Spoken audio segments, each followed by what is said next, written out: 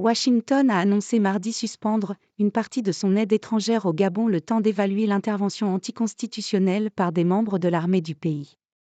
Les États-Unis n'ont pas formellement parlé d'un « coup d'État », ce qui, d'après la loi américaine, obligerait Washington à suspendre son aide indéfiniment.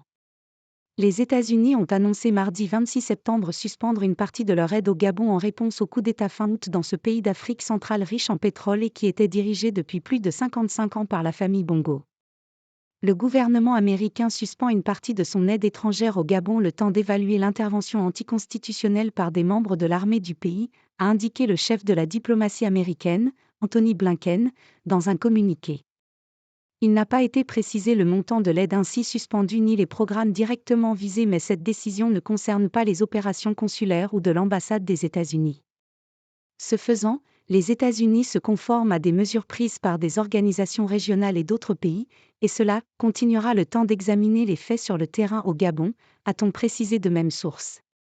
Nous poursuivons nos opérations gouvernementales au Gabon, y compris diplomatiques et consulaires en soutien aux citoyens américains, a ajouté Antony Blinken. Les États-Unis n'ont pas formellement parlé d'un « coup d'État » au Gabon, ce qui, d'après la loi américaine, obligerait les États-Unis à suspendre leur aide indéfiniment.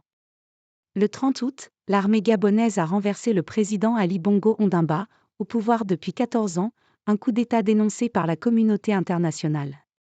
S'exprimant à la tribune de l'ONU la semaine dernière, le nouveau Premier ministre Raymond Ndong Sima, nommé il y a 2 semaines par le général Brice Oligui Nguema, avait estimé qu'il s'était agi un moindre mal pour éviter un embrasement face à un énième hold-up électoral. Avec AFP.